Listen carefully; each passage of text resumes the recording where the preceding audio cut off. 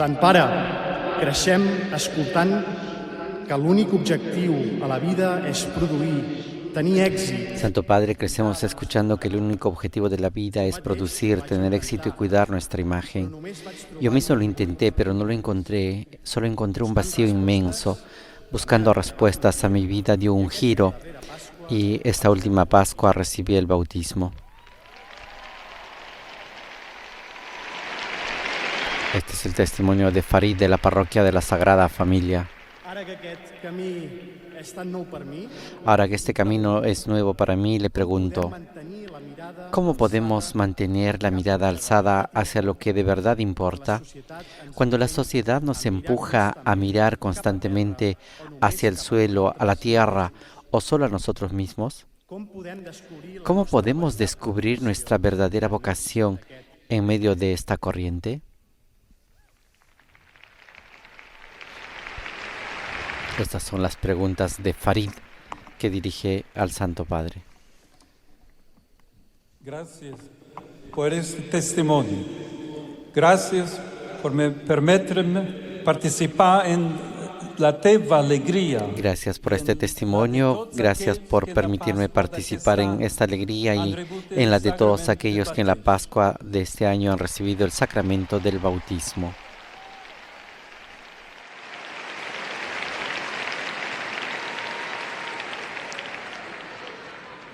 Numerosos jóvenes y adultos están redescubriendo la fe cristiana, quizá después de una etapa de la vida en la que se habían apartado un poco de Dios.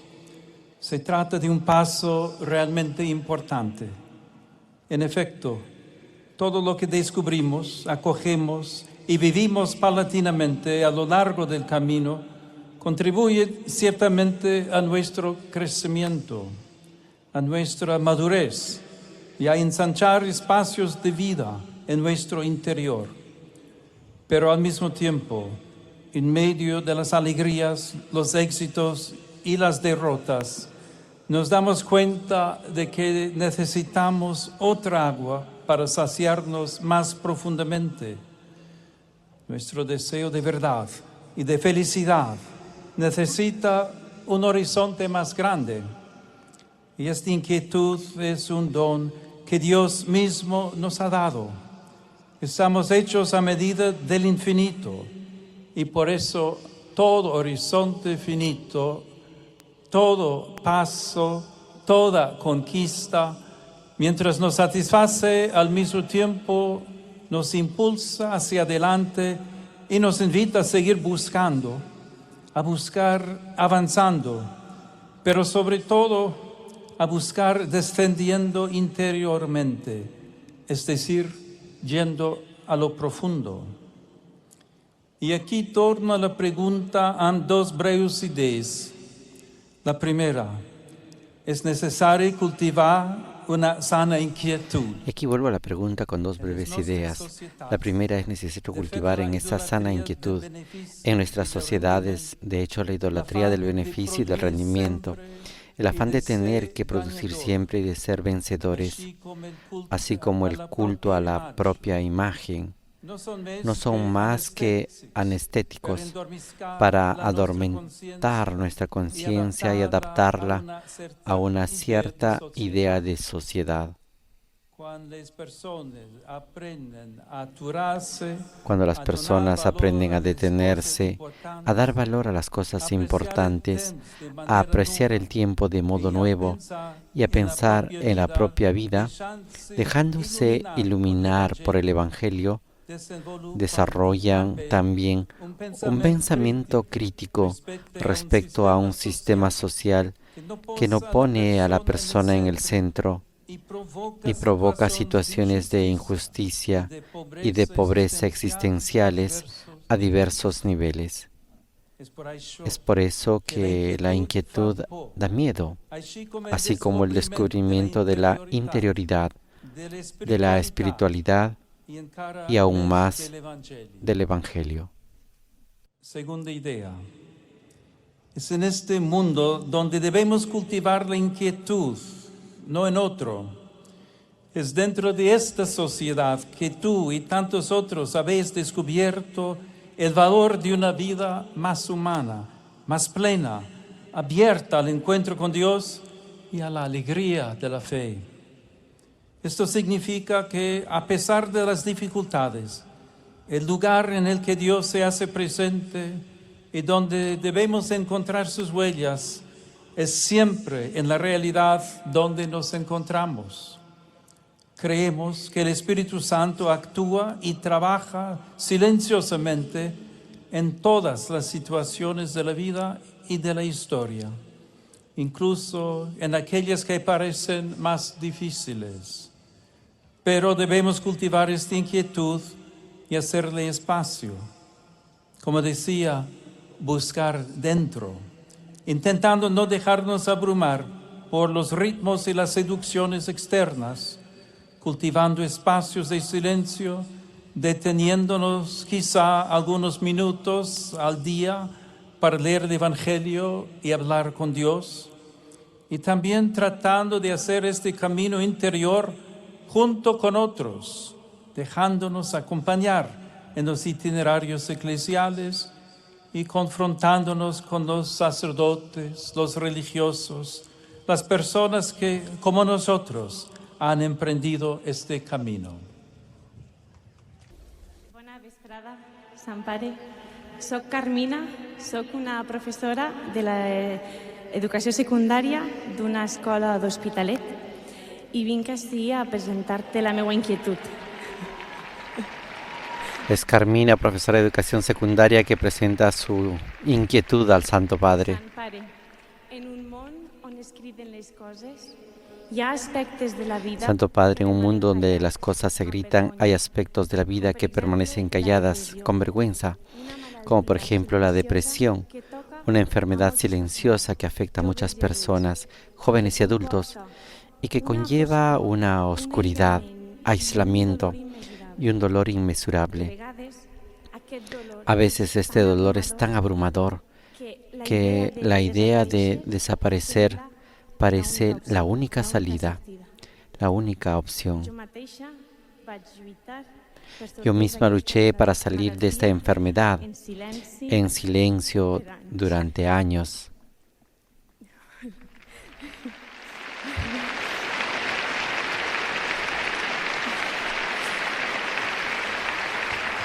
Pero una nit de divendres vaig perdre la batalla. Pero una noche de viernes perdí la batalla e intenté quitarme la vida. Estoy aquí porque Dios me dio una segunda oportunidad y le estaré eternamente agradecida.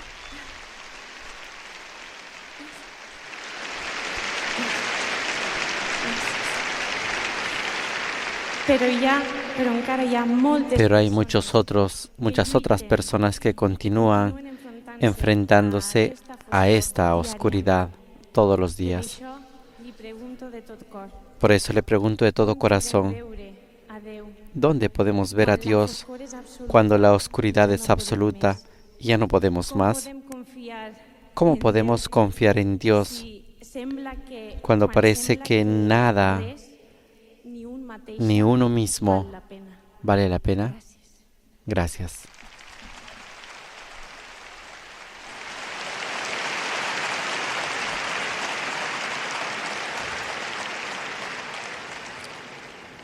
Ante todo, gracias por compartir hoy tu experiencia de sufrimiento.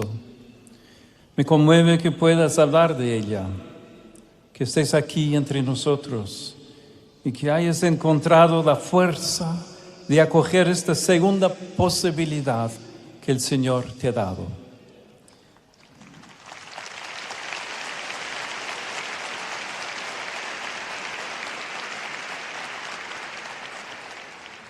Te has levantado y has retomado el camino. Y este es un milagro maravilloso que vemos en muchos personajes del Evangelio. En contacto con Jesús, aun quien se siente perdido, recobra confianza en la vida, sana la enfermedad y puede levantarse para volver a vivir. En la teva pregunta t'has referit en primer lloc a la malaltia silenciosa que es la depresión. En tu pregunta te has referido en primer lugar a la enfermedad silenciosa que es la depresión. Y es importante tomar conciencia de cómo la salud mental se ve cada vez más amenazada en el contexto de las sociedades que se consideran avanzadas. Es una señal de que hay algo profundamente erróneo en una cierta idea de crecimiento que somete a las personas a presiones, expectativas y tensiones que comprometen equilibrios fundamentales. Por eso se necesita un sistema sanitario que incluya entre sus prioridades este malestar invisible y generalizado que afecta también a los jóvenes.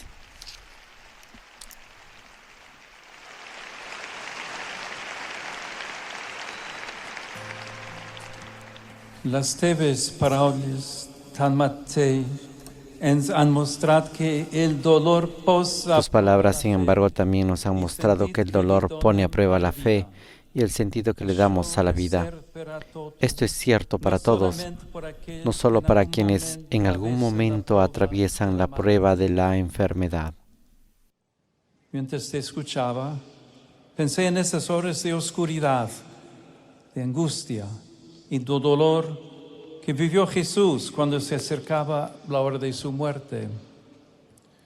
Los evangelios en los momentos de la última cena, de la oración en Getsemaní, subrayan que estaba cayendo la tarde, que estaba anocheciendo, así como poco antes de morir en la cruz nos dicen que toda la tierra quedó en tinieblas.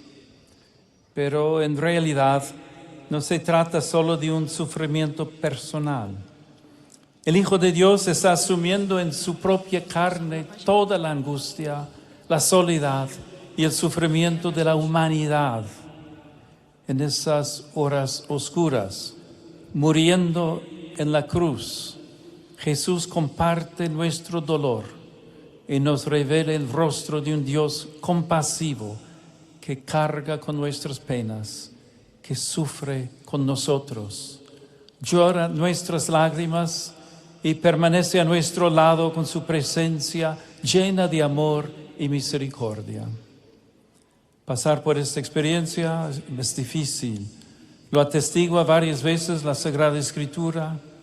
Hay momentos de oscuridad y de sufrimiento que nuestra sociedad hace callar, porque precisamente algunos modelos culturales nos quieren siempre vencedores y perfectos, y por eso el límite, la fragilidad y el dolor deben ser eliminados o confinados al silencio ensordecedor de la soledad, incluso de la vergüenza. Y en estos momentos podemos pensar instintivamente que también Dios nos haya abandonado. Pero la cruz de Jesús nos dice que Dios no nos abandona.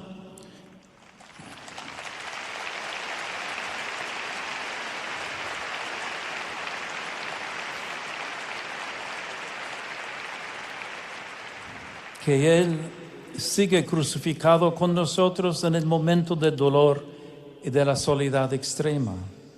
Que Él recoge no solo nuestras lágrimas, sino el grito de nuestro sufrimiento que otros no escuchan. Un grito que Jesús hizo suyo en la cruz, diciendo: Dios mío, ¿por qué me has abandonado? Hay una catequesis sobre las últimas horas de Jesús en la que Benedicto XVI dice que su sufrimiento se vuelve oración y grito, y que eso vale también para nosotros. Frente a las situaciones más difíciles y dolorosas, cuando Dios parece ausente, debemos confiarle una vez más las cargas que llevamos en el corazón, incluso gritándole a Él: incluso protestando como Job, seguros de que de algún modo Él se hace presente y está cerca aun cuando aparentemente calla. Pero pienso que no podemos hacerlo solos en las horas de dolor, al menos en cuanto sea posible. Debemos abrirnos a alguien que nos ayude a expresar una oración sencilla, que nos acompañe con discreción, sin la prisa de explicarnos ese dolor, que nos tome de la mano y nos haga salir de este grito. Estas experiencias ofrecen un mensaje también a nosotros creyentes, a toda la Iglesia. No debemos espiritualizar el dolor, reconduciéndolo superficialmente a la voluntad de Dios o a algún misterioso proyecto suyo, porque esto corre el riesgo de minimizar ese sufrimiento, de silenciarlo, de herir a las personas. Dios no quiere el sufrimiento, lo lleva con nosotros y nos invita a confiar en Él de modo perseverante. Recordemos lo que decía el Papa Francisco: con Dios la vida renace siempre. Buenas noches, Santo Padre. Me llamo Desiree, soy de Barcelona, tengo 20 años y estoy estudiando Derecho. Vengo de una familia pequeña, de un barrio muy humilde de Barcelona. Durante mi infancia, mi padre intentó matar a mi madre. Ella se salvó porque un chico se interpuso para protegerla y este murió. Mi padre entró en prisión y mi madre se refugió en el mundo de las drogas. A los 10 años, los servicios sociales se hicieron cargo de mí y me llevaron al centro de menores de San José de la Montaña.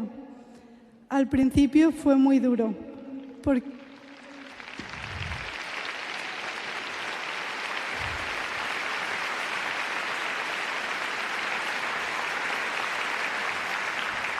porque había construido un muro para protegerme y no dejaba entrar a nadie. Pero fue allí donde me hablaron de Jesús, donde empecé a rezar y donde finalmente me bauticé.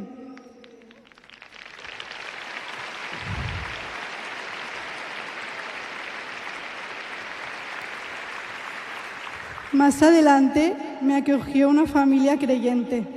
Con ellos experimenté por primera vez el amor de una familia y mi corazón comenzó a abrirse poco a poco.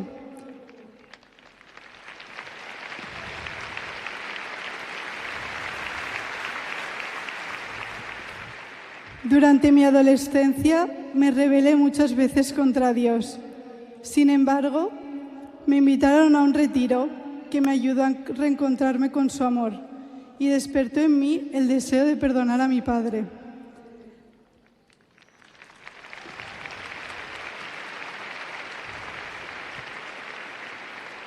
Pero siendo sincera, han pasado algunos meses y todavía me cuesta perdonarlo.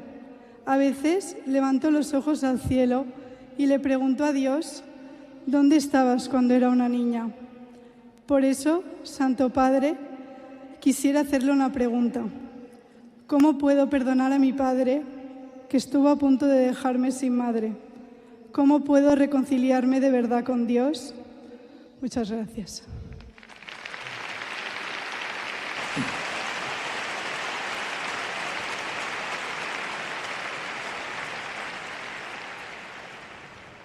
Gracias per il teu testimoni e gracias também pela pergunta sobre el perdón. Es realmente... Gracias por tu testimonio y gracias también por la pregunta sobre el perdón.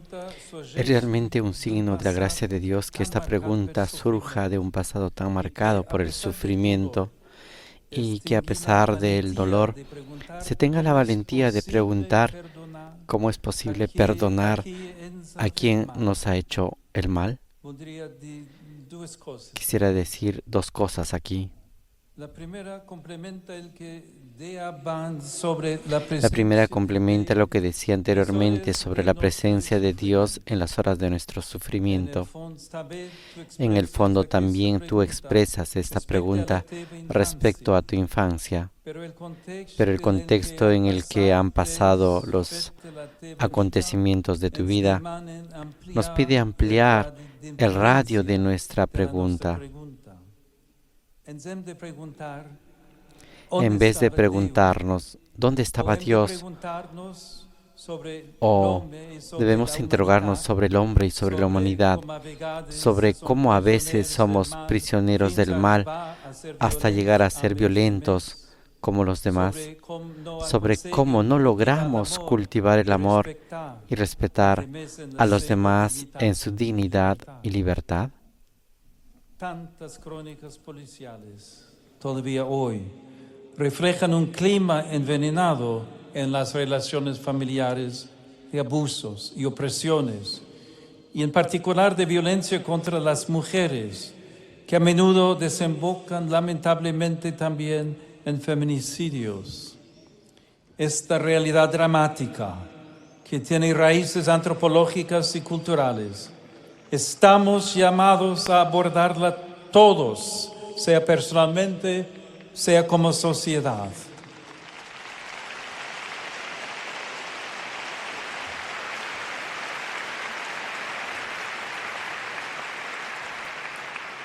Porque a nosotros nos corresponde afrontarla en todas sus dimensiones. No podemos atribuir a Dios lo que ha sido confiado a nuestra responsabilidad. No podemos imaginar que Dios, desde lo alto, responda a nuestras necesidades de modo automático o impida milagrosamente que el mal suceda. Él nos ha dotado de inteligencia y voluntad. Nos ha dado una conciencia. Nos ha revestido de dignidad y de libertad. Y sobre todo, ha venido a nuestro encuentro para indicarnos en su Hijo Jesucristo el camino a seguir para que nuestra vida sea plenamente humana y en nuestra sociedad reinen la justicia, la paz y la fraternidad. Nos ha dado su mismo espíritu precisamente para que el amor sea la clave de todas nuestras relaciones humanas. Si existe la violencia, si triunfa el egoísmo, si incluso el amor entre familiares se transforma en odio, debemos hacernos algunas preguntas a nosotros mismos, a las dinámicas de nuestra sociedad, a la cultura del individualismo, a la tentación de la violencia y no a Dios. Una segunda cosa se refiere al perdón. Debemos aprender a mirar el perdón, poderosa medicina contra el mal, que sana nuestras heridas interiores, como algo que forma parte de un proceso, de un camino. El mismo Evangelio, si lo leemos como un libro de indicaciones, de mandamientos y de deberes, corre el riesgo de causarnos mucho desánimo y frustración, porque Jesús nos invita al perdón y nosotros experimentamos que no somos capaces. En cambio, no es así. El perdón, sobre todo, debemos invocarlo del Señor, seguir pidiendo, tal vez durante toda la vida, que el Señor amplíe en nosotros el espacio del amor precisamente allí donde hemos sido heridos, que nos ayude a reconciliarnos con nosotros mismos y con esa parte de nuestra historia marcada por el sufrimiento, que lentamente transforme el resentimiento en misericordia y compasión. Es un camino largo, es un proceso que requiere mucha paciencia. Es un trabajo que debemos hacer con nosotros mismos, tanto personalmente como por medio de otros itinerarios de acompañamiento y también reconciliación interior. Y es necesario no desanimarse, En el perdón se avanza con pequeños pasos. La reconciliación con la historia es gradual y sobre todo no debemos pensar que el perdón equivalga siempre y en todos los casos a volver a la situación anterior o a vivir una relación plena con quienes nos han herido, especialmente cuando el hecho ha sido marcado también por la violencia.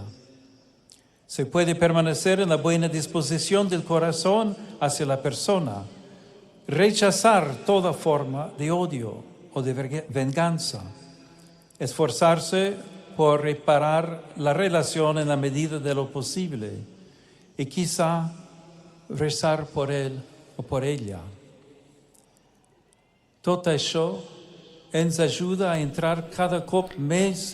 Todo esto nos ayuda a entrar cada vez más en la dinámica del perdón y a reconciliarnos con Dios y con los demás.